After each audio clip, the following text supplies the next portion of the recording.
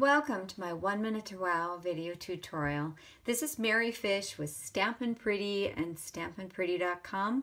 I'm an independent Stampin' Up! Demonstrator, and you can visit my blog for daily paper crafting tips, oodles of samples and ideas, and the latest Stampin' Up! Promotions, as well as shop for the Stampin' Up! Products that I'm sharing with you today, and many, many more. I love our products. They coordinate.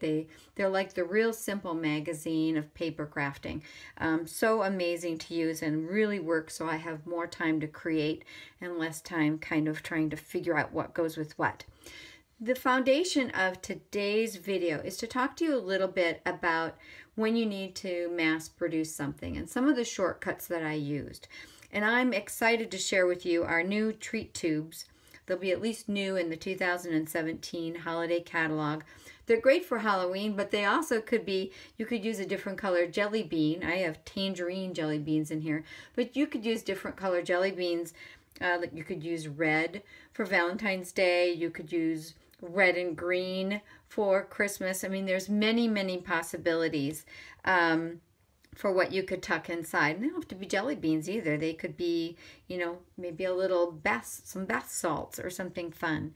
So one of the things that's immediately apparent is that I did not stamp any of these pumpkins or the witch's hat.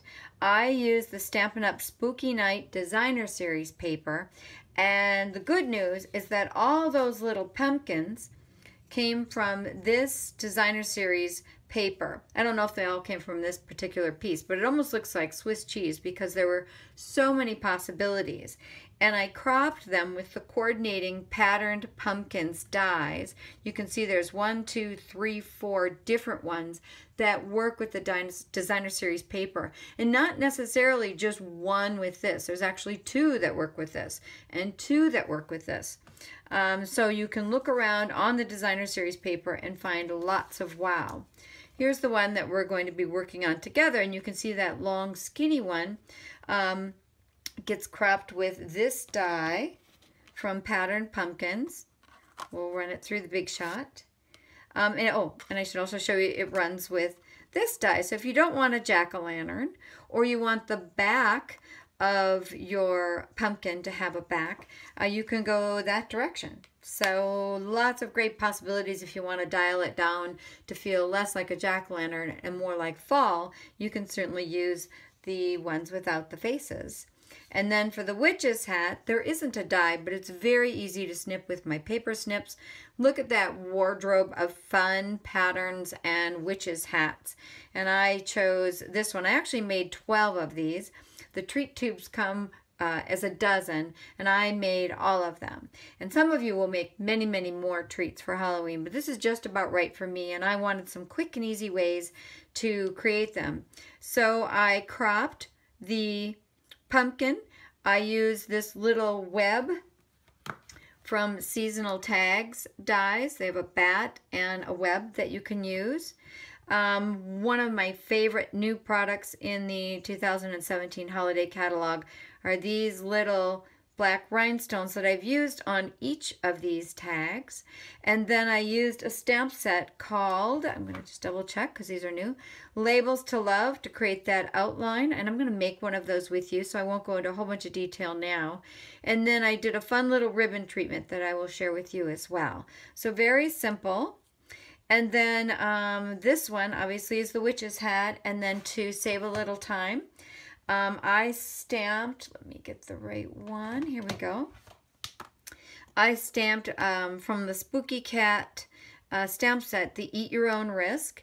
And rather than trying to center and line up the stamp, even though it's photopolymer, sometimes you can be off a bit, I actually just cropped it with a little tag die and then layered it down.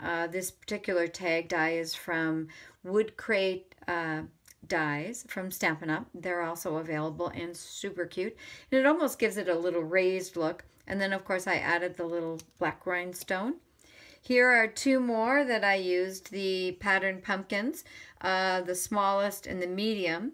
And I just, quick and easy, cropped those from the Spooky Night Designer Series paper. I used the web again and a couple little black sparklies, the rhinestones. And then this is the one that we're going to use, make together. This was the long and skinny pumpkin. And then if you can see, I added 2 of the smallest rhinestones to give a little extra personality. So fun stuff. So I wanted to share with you and just, again, show you how quick and easy this can go together. And hopefully you'll get some more tips on how to mass produce. The real key in this one is using the Spooky Night Designer Series paper and the dies because it's so quick. But I started with the Labels to Love stamp set. It will be in the 2017 holiday catalog from Stampin' Up. You can purchase it through me at stampinpretty.com.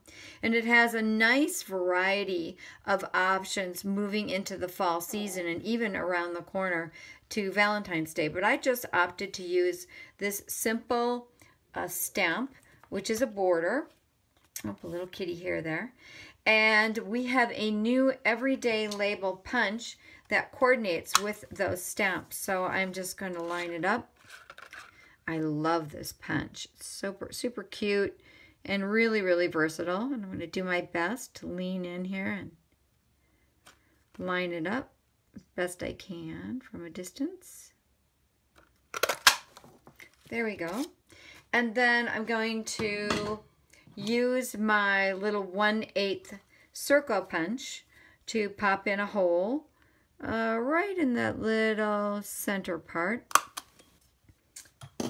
A-okay. So we've got that one started, and I'm going to actually move on to using the Big Shot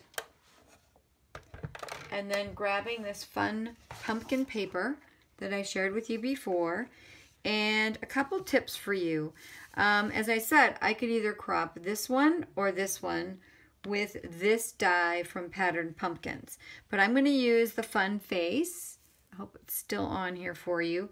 And my tip is when you line up, I'm using the magnetic platform and I have 1 acrylic plate. They're very well loved. I've got the flattest one on the bottom.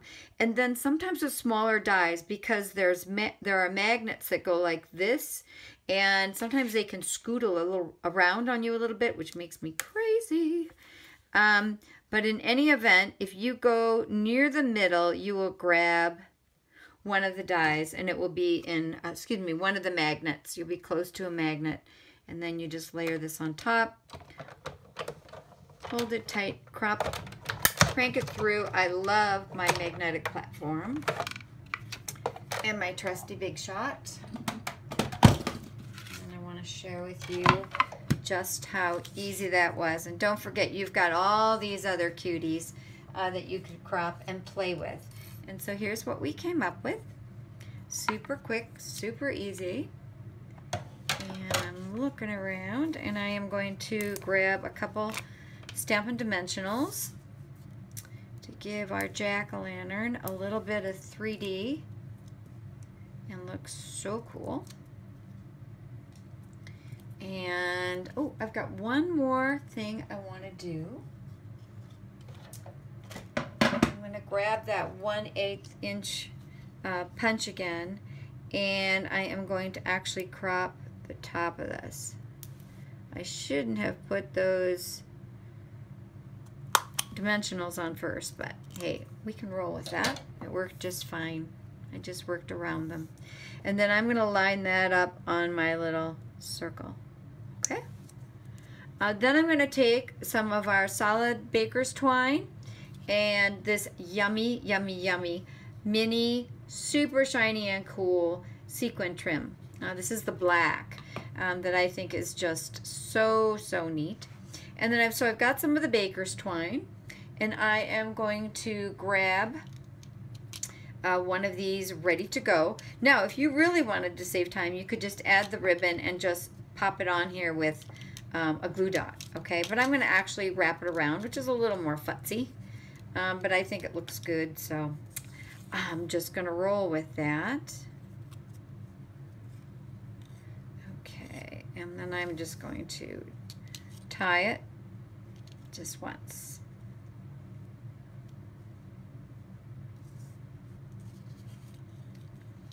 And I'm going to get it right up so it doesn't slide, I'm going to put it right near the little cork top, okay?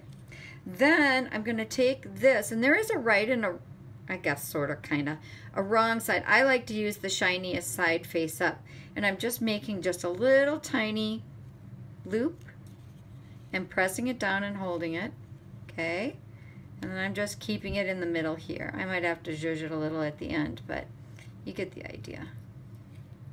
Okay, and then I'm going to pull these. I don't need those big loops.